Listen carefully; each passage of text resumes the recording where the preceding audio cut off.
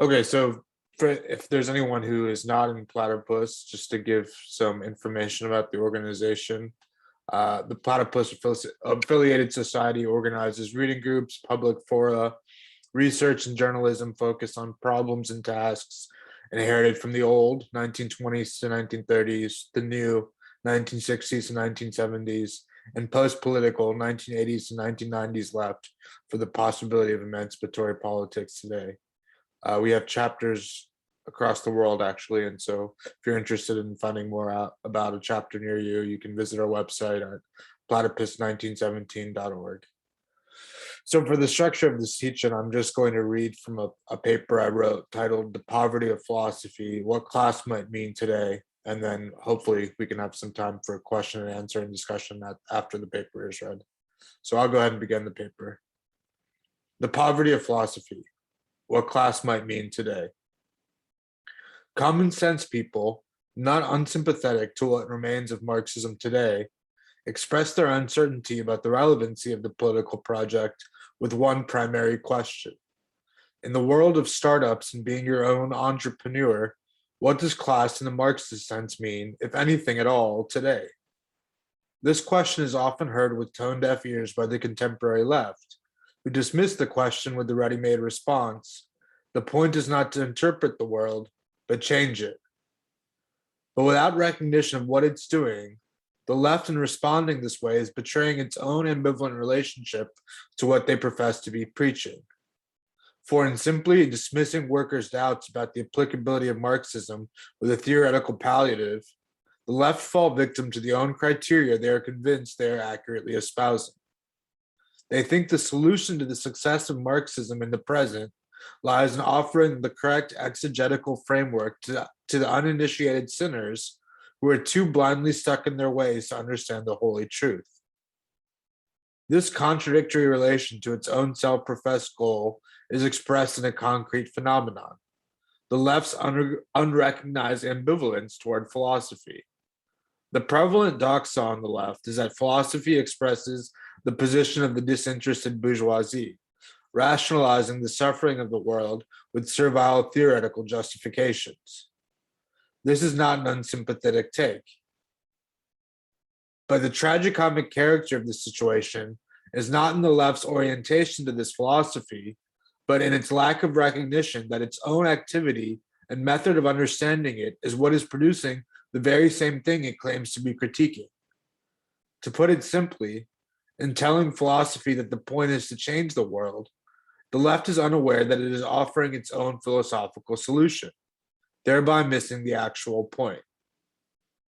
The motor that keeps the engine of philosophy running is its feeling that it needs to explain to those supposedly concerned with action and transformation of society what it is actually doing despite its own intentions.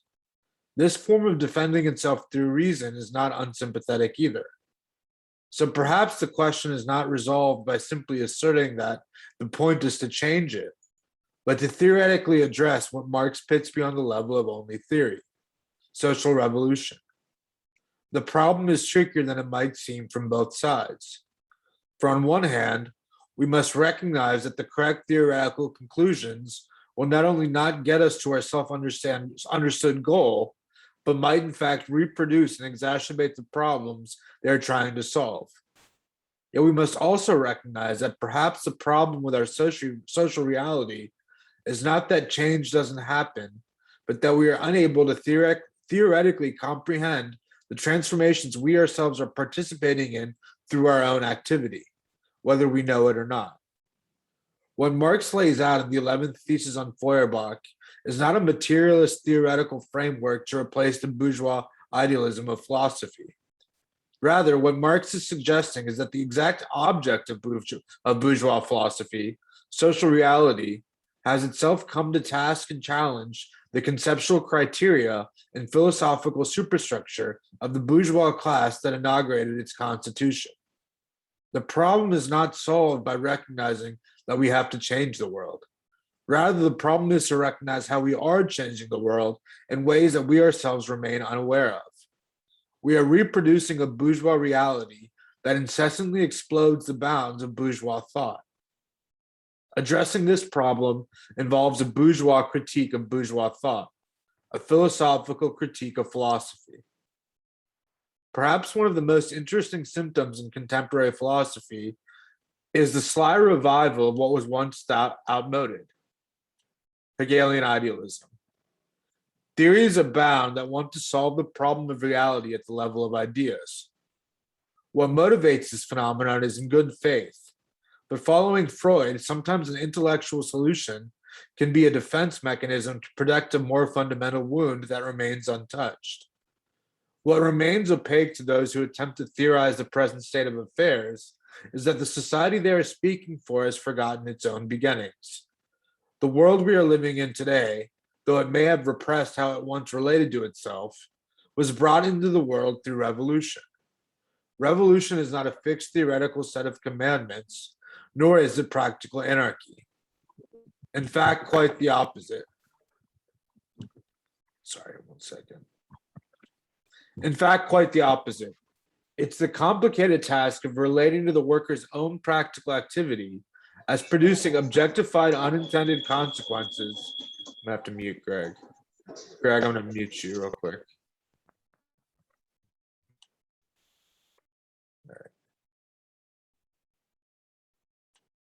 All right. In fact, revolution is not a fixed theoretical set of commandments, nor is it practical anarchy. In fact, quite the opposite.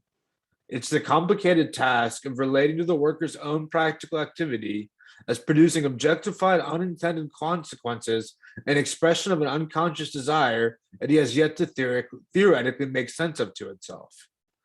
Therefore, it makes sense to attend to what the contemporary left dismisses as mere superstructure.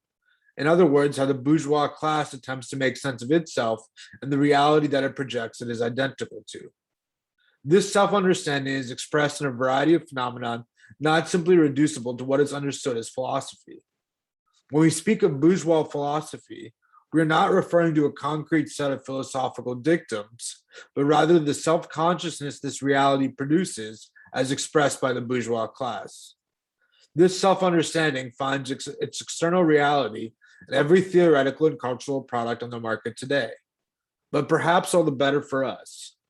For the multitude of all these seemingly unrelated phenomena amount in the end to a very specific task, a clarification of how the bourgeoisie's own self-understanding is theoretically inadequate to the world that is producing it.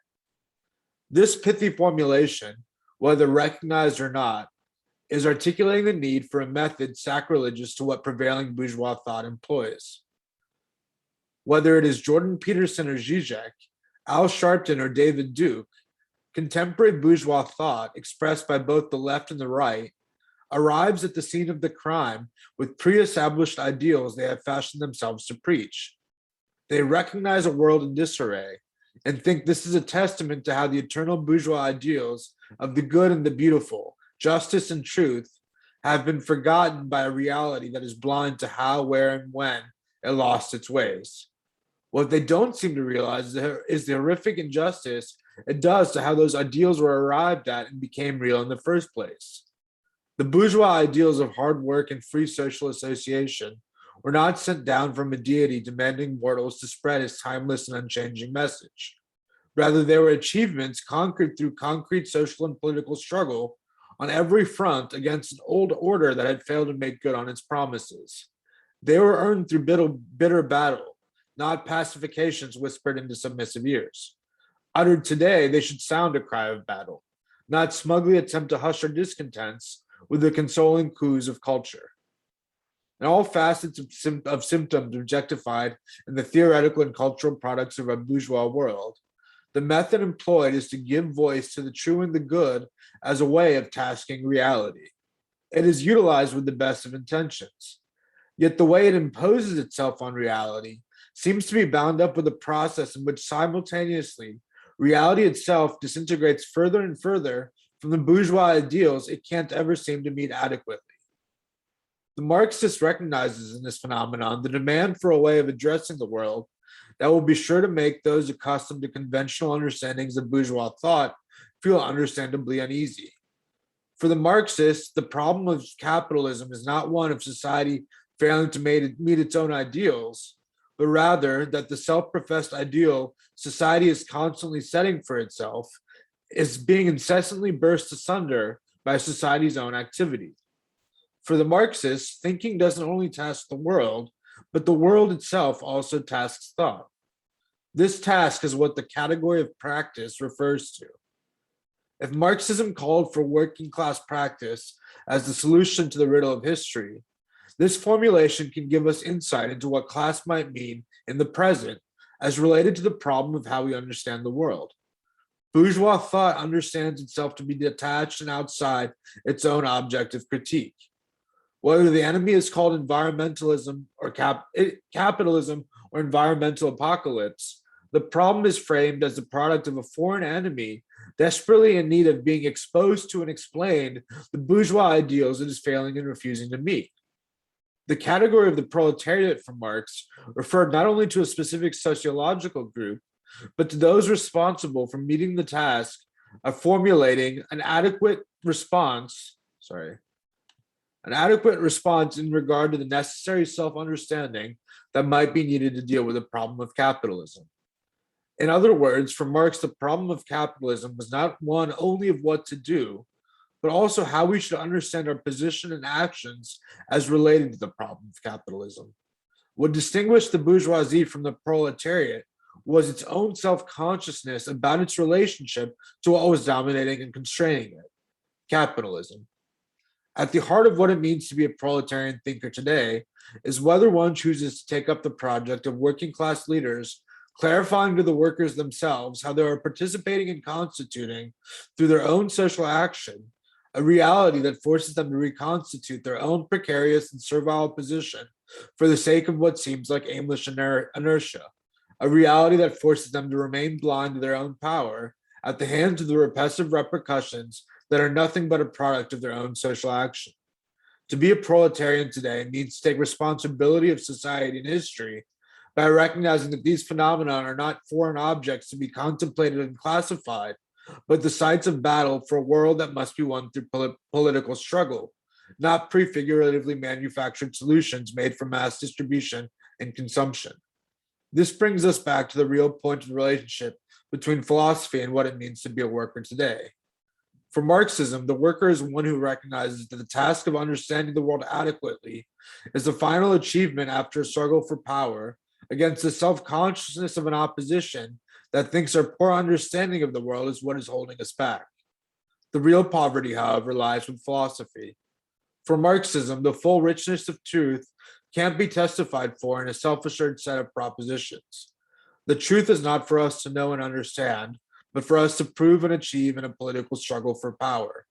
The workers feel this in their bones, and no philosophical or cultural solution found in the realm of knowledge will pacify this more fundamental instinct. Okay, so I know it's only a few people, and most everyone's in platypus, but we could open it up for discussion if people had questions or comments.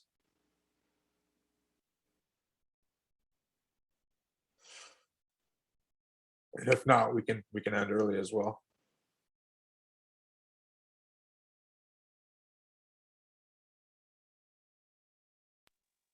I think Mike is typing something out. Maybe just a simple question to get us started, Omer. But what prompted you to follow up this line of thinking? You know, I guess I was just thinking simultaneously about politics and the relationship to philosophy, and you know what traditional Marxists would understand. You know, when Lukács writes Antinomies of Bourgeois Thought, you know, what would be the Marxist critique of philosophy as related to the category of the proletariat? I mean, that's really what was on my mind. It wasn't a concrete event.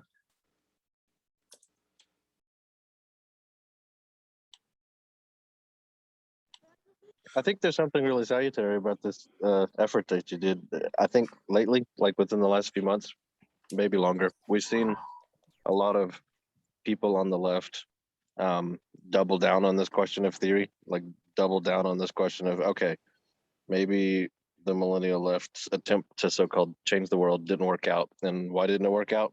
Maybe we didn't understand theory enough. You know, maybe we need to read more Marx or read more Lenin or read more this or that, read more philosophy, read more Right. Hegel. Right. Um, Right. and I think that you're kind of a nice helpful interruption in that, in the way you put it, is we're already changing the world. We're already.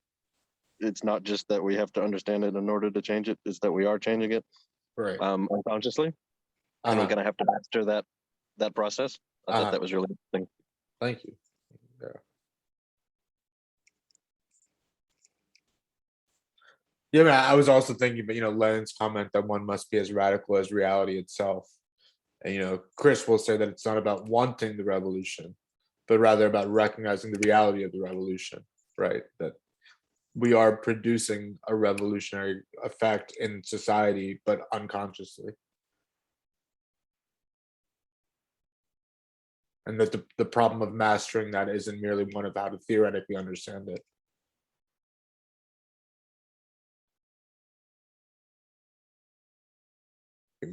Mike had a question.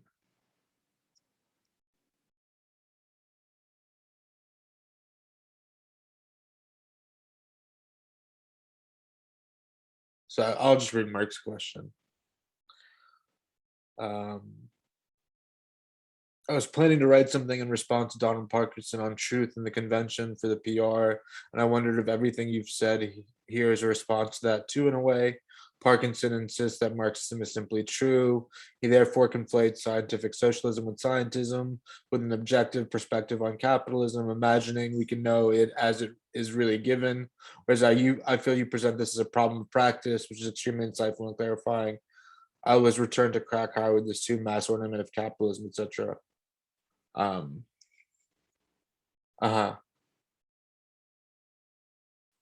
Oh, I have to admit someone. Mike, you can't speak. I see.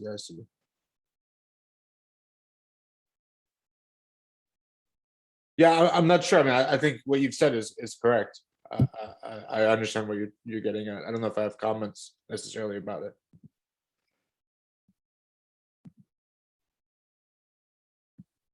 But right, it makes no sense for Marxism. I mean, Marxism wasn't about making truth claims. It was about the practical seizure of working class power. And so when Marxism becomes reduced to an analysis or a set of truth claims, it really falsifies what Marxism once was.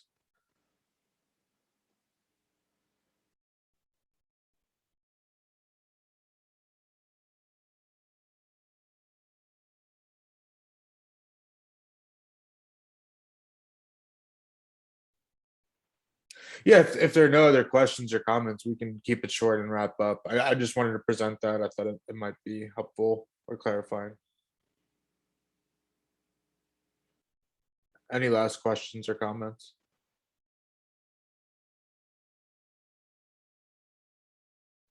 All right, guys, thanks for coming out. Thanks for coming out. Wait a minute. Yeah. Take a moment. It's Stefan. Hey, Stefan. Yeah. Come here. I think it was a very good, general overview over what things are happening right now, and I think what's also interesting, your explanation why you want to address it today. So, do you have some thoughts on maybe the non-identity of theory and philosophy and how because for me it seems to be the case that especially over the last years, whenever the millennials engaged in questions of theory, it seems more or less about something like philosophy or a Marxist philosophy, I don't know, while older generations, for example in the 70s, seem to be much more interested in certain kind of economic theories or political or revolutionary theories. Could you touch on this? What you thought of it? Right. I mean, I think I've mentioned this before in private conversations that I think the philosophical focus of the contemporary left is really a symptom of a kind of lack of political activity. That when there's no concrete political activity to reflect on grand questions, metaphysical questions about the meaning of life, the truth of reality, begin to kind of proliferate. I mean, Benjamin says this about the 20s and 30s, that in the midst of the failure of the revolution, you get all these worldviews, ways of explaining the world and one's existence out of a kind of despair from political limits. And I think that's something that, provokes the question and of why we get so many philosophical symptoms. And, you get the people express the frustration. I think Rosa said on one of the panels of the convention that it doesn't seem to fit with reality, and perhaps to kind of fleeing from a reality in which there's no concrete political intervention to make. The only extent to which traditional Marxism had an analysis of the world was not because they were really brilliant thinkers, but because their analysis was bound up with their own political activity. That when they would predict events, it was bound up with a process of trying to produce those outcomes politically. So I think, in the new left, it's focused on economic questions as theoretical. Compared to our moment, the new left there was a lot of political activity going on. It might have been, a kind of pseudo politics, but that there was a relationship between practical intervention in the world and theoretical insights being drawn. Where our moment, I think we just face a kind of flat opposition between abstract philosophical questions and then like the next DSA car wash or something. I don't know. Does that speak to that, Stefan? No, I think that was great. I think that was really, really good. And if I can, I would like to ask you a further question, because you also followed up on the image of Platypus being the psychoanalyst of the left.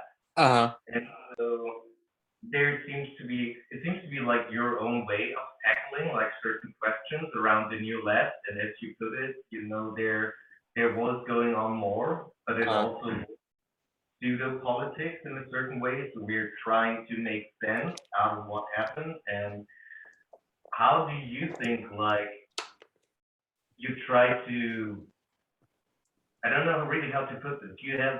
It seems like you try to approach theory in another way.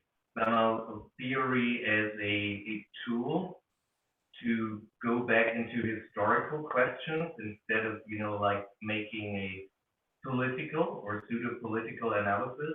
If you had some thoughts on that, I'd be glad if you could share that. If you don't have them right now, also let's follow up on this in another point. I always think about Habermas quoting a critic of Adorno, who, in Habermas's estimation, this critique of Adorno was actually accurate, where he says that Adorno says the whole is untrue. Well, then if the whole is untrue, that would be a theory about the impossibility of theory. And I think, Adorno says this in another piece too, that like practice is like the itch that theory can't scratch. Like it's a blind spot, I think, as he puts it, to theoretical insight. There is a way in which Marxist theory is critical of the theoretical standpoint, right? That it's an imminent critique of theory itself and the limits of a kind of quote unquote purely theoretical comprehension of a process that we're participating in. Right. So I don't think it's like an anti-theory or an anti-intellectual kind of position, but that the point of Marxist theory is to kind of explore the inadequacies of theoretical frameworks that try and solve the problem of capitalism at the level of ideas and not political practice. So I think that it's always been an imminent critique of theory, I think, and not just a straightforward set of propositions.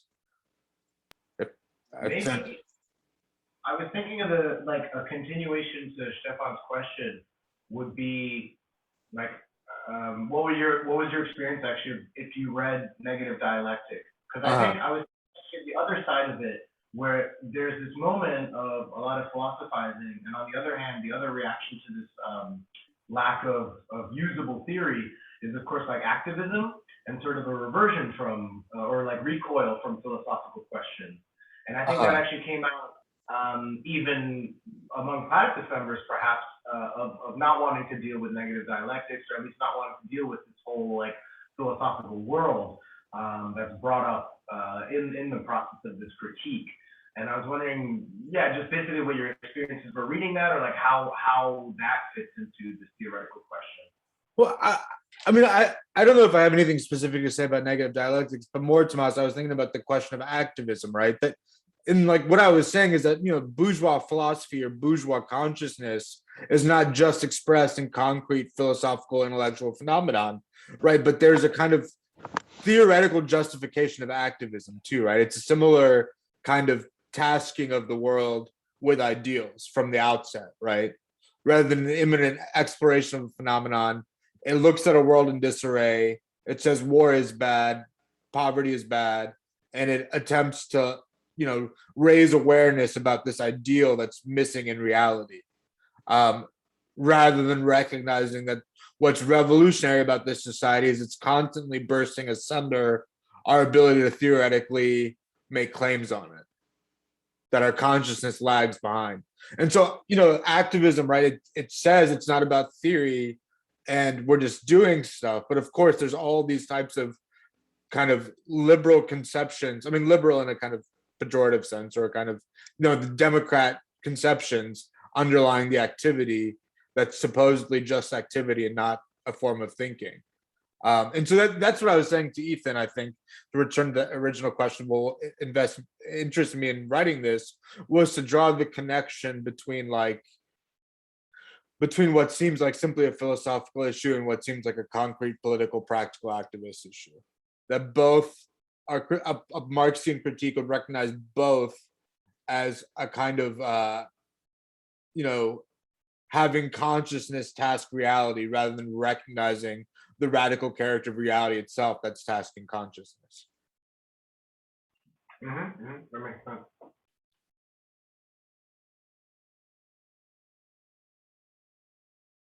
But yeah, so negative dialectics, I mean, I just think that it is inspired by that teaching I gave. That was inspired by negative dialectics. How I described it, bourgeois critique of bourgeois thought.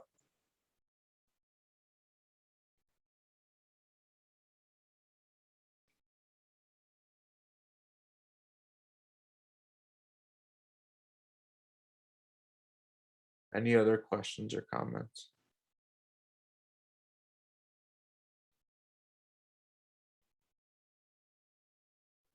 Did I actually miss the teach-in? Was it less than 30 minutes? Yeah, it was very short. It was about 15 minutes, 20 minutes. But we recorded it, so we can post it on. Okay. Yeah. Okay. Thanks for coming out, guys. And Greg, did you have something to say? Okay, go ahead. That's okay.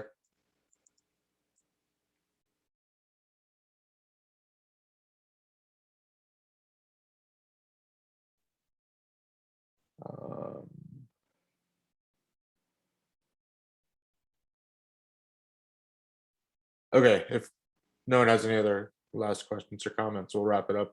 Thanks for coming, guys, and we'll post this on YouTube. Take care.